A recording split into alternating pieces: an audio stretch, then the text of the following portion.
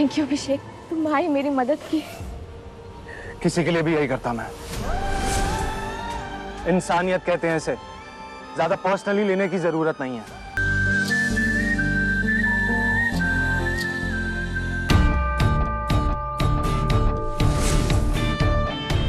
Bank ने लगता है हमारा सारा सामान वापस दे दिया है। अभिषेक ने तो एक ही दिन में पूरे दीवान मेंशन को संभाल लिया।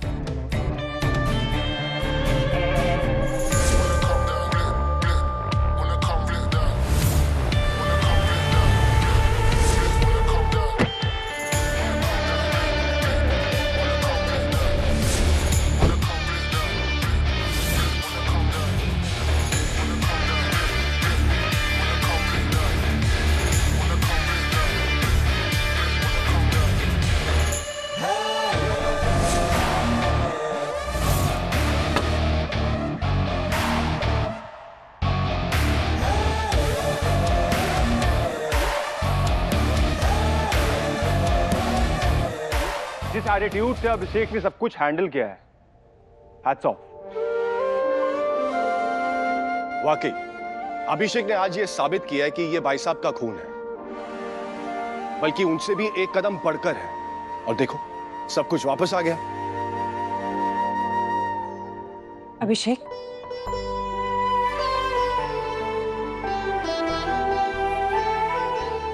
हमेशा खुश रहो और खूब तरक्की करो।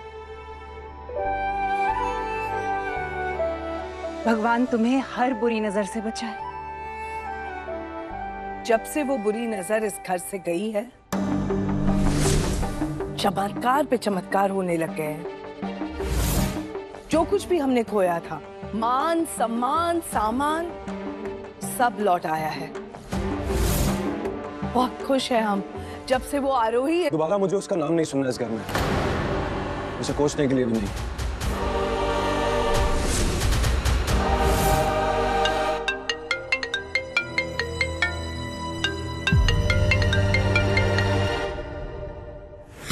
वाह, ये दरार तो अभिषेक और आरोही के बीच काफी गहरी हो गई है। आरोही, अब तुम्हारा इस घर में आना मुश्किल ही नहीं, नामुमकिन है।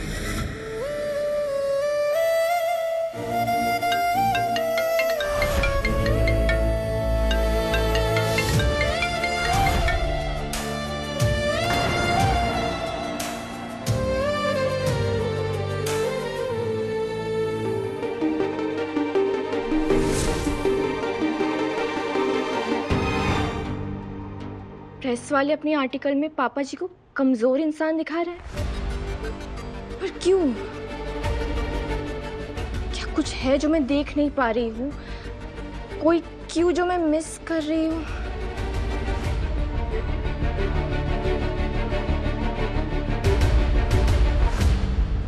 कैलाश नाथ जी के बारे में सोच रही है ना? बाबा, उस वीडियो में पापा जी पूरे रेडी होकर टेकड़ी पर आए थे,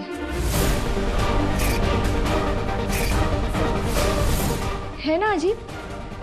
और तो और उनके बाकी सामान के साथ वहां एक पेन मिला था।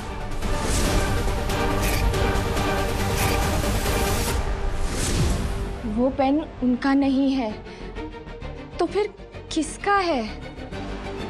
कहाँ से आया वो पेन वहां?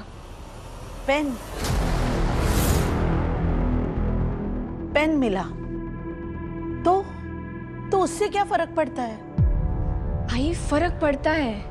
वो पेन ना किसी होटल का था, तो इसका मतलब कोई और भी मौजूद था वहां जिसका वो पेन हो सकता है। या पापा जी किसी होटल में रहे होंगे उस टेकड़ी पर आने के पहले, फिर अचानक उस टेकड़ी से कूदे क्यों? बहुत सारे सवालें आई, पर इनके जवाब ना मैं ढूंढ कर रहूंगी।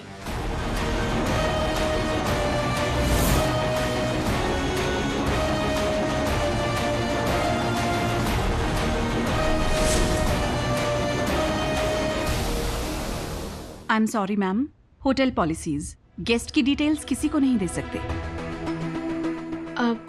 आई अंडरस्टैंड। एक्चुअली मेरे father in law mister Kailash Nath Diwan इसी होटल में रुके थे। उनकी अचानक से डेथ हो गई, तो बस उनके बिहाफ पे मैंने सोचा अगर कोई पेंडिंग बिल्स हो तो मैं पे कर दूं। Just give me a second, मैं चेक करके बता देती हूँ आपको। मैम, मिस्टर दीवान का रूम तो 10 डेज के लिए बुक था और बुकिंग के टाइम पे ही पेमेंट हो गई थी। पापा जी ने 10 दिनों के लिए यहाँ रूम बुक किया हुआ था, फिर वो सुसाइड करने का क्यों सोचेंगे? Ma'am, thank you so much, आपने बहुत मदद की। अगर आप मुझे और कुछ बता सकते हैं जब वो यहाँ रहे थे, जैसे किसी से मिले, कोई आया, कोई वाकया। हम बस उनकी आखिरी पलों की यादें जोड़ने की कोशिश कर रहे हैं मैम। नहीं, ऐसा तो कुछ याद नहीं आ रहा है। हाँ, लैंडलाइन पर उनके लिए बहुत कॉल्स आते थे।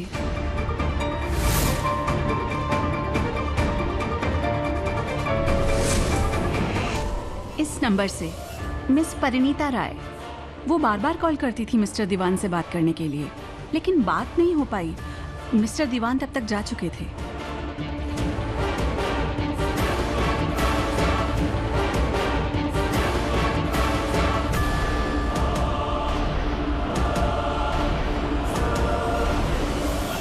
है कौन ये परिणीता राय? पापा जी से बात करने के लिए इतनी उतावली कि बार बार कॉल कर रही थी। सब बहुत अजीब होता जा रहा है।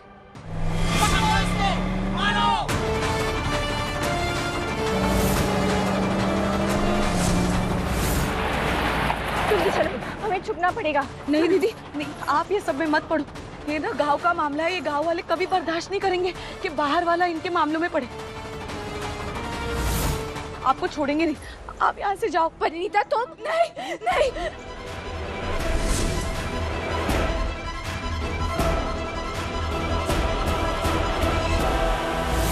सबक सिखाओ इसे। गांव के मामले में बाहर वाले नहीं पढ़ते। मारो इसे, मारो इसे, मारो इसे, मारो इसे, मारो इसे। नहीं दीदी, छोड़ो, छोड़िए।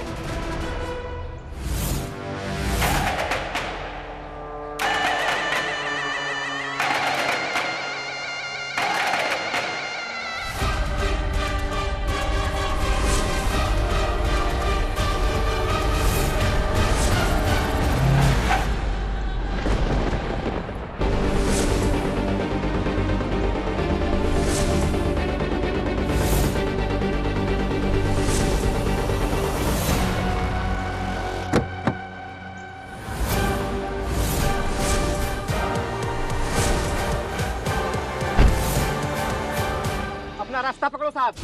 ये औरत गांव के मामले के बीच में पड़ी है, सबक तो सिखाना ही पड़ेगा। दूसरों के मामले में पढ़ने की तो पुरानी आदत है इनकी।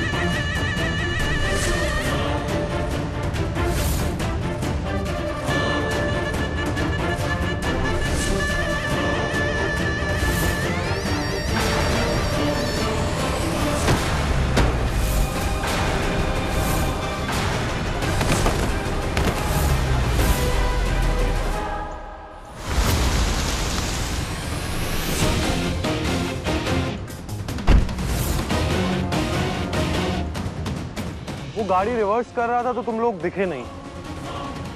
एक काम करो, लो इलाज करा लो अपना।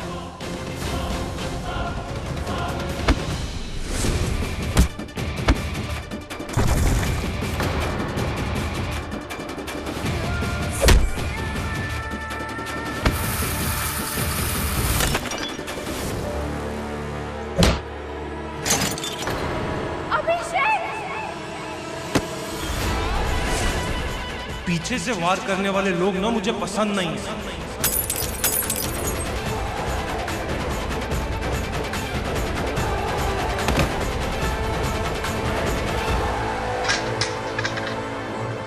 थैंक यू अभिषेक, तुम्हारी मेरी मदद की। किसी के लिए भी यही करता मैं। इंसानियत कहते हैं इसे, ज्यादा पर्सनली लेने की जरूरत नहीं है। अच्छा, और तुमने जिस तरह लोगों को मारा, उसे देखकर ऐसा लगा तो नहीं कि तुम्हें इंसानियत शब्द का मतलब पता होगा? और हाँ, तुमने भी वार पीछे से ही किया था। अभिषेक दीवान पीछे से वार नहीं करता है। जो रास्ते में आता है उसे अपने रास्ते से हटा देता है। वो गलत रास्ते में थे, गलती उनकी थी। इसलिए प्लीज अब तुम भी मेरे रास्ते में मत आना। मैं हमारे गांव के कुलदेवी के मंदिर जा रहा हूँ। घर का नियम है, पगड़ी की रस्म के बाद पापा की आत्मा की शांति के लिए पूजा करने। तो प्लीज अब कोई फालतू का तमाशा खड़ा मत कर देना।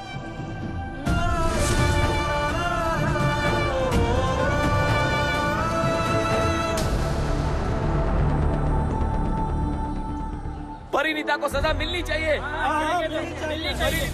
घनश्याम जी, आप जिस मंदिर के पुजारी हैं, वहाँ से चोरी हुआ गहना आपके घर कैसे पहुँचा? सब कुछ तो आप ही कह दिए, अब हम अपनी सफाई में क्या कहें? सालों से हम मंदिर के पुजारी हैं, कभी चोरी नहीं हुई, और जब चोरी हुई तो सारे गांव वाले हमारी बिटिया परिणीता के ऊपर इल्जाम लगा रहे हैं। और इस जुर्म के लिए एक आदमी पहले से इंदौर जेल में बंद है।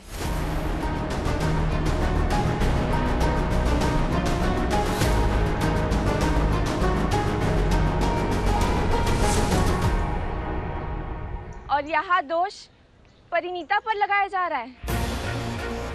इस चोरी के केस में मैं गवाह हूँ, क्योंकि जब चोरी हुई मैं इसी मंदिर में थी। सागर नाम है उसका, जिसपे ये केस चल रहा है।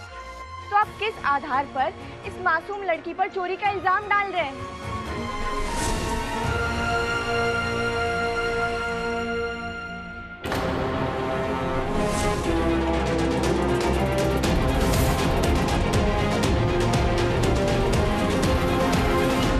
परिणीता, तुम्हारे पिता आ गए, पर तुम्हारा पति कहीं दिख नहीं रहा है। ये गांव वाले तुम्हारे बारे में और तुम्हारे पिता के बारे में इतना सब कुछ बोल रहे हैं। तो तुम दोनों के सपोर्ट में तुम्हारा पति यहाँ होना चाहिए था। कहाँ है वो? तुम्हें इसे अकेला नहीं छोड़ना चाहिए था। क्यों नहीं खड़ा है वो तुम्हारे साथ?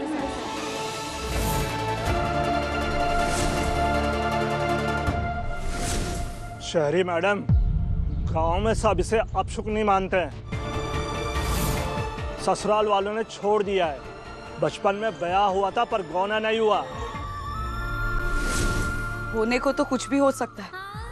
सोचा तो कभी ये भी नहीं था कि आसमान में हम लोग उड़ेंगे, पर अब तो कबूतर की तरह सब लोग इधर से उधर उड़ रहे हैं। जो आज नहीं हो सका उसका मतलब ये नहीं है कि आगे भी कभी नहीं होगा। जिंदगी भर हमने भगवान से पूजा की है पति के लिए।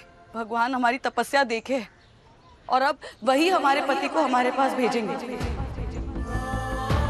और जब हमारे पति हमें लेने आएंगे ना, तब नहीं आना हमारे पापा के पास कि हमसे गलती हो गई। तभी किसी के भी पाप नहीं धुले जाएंगे।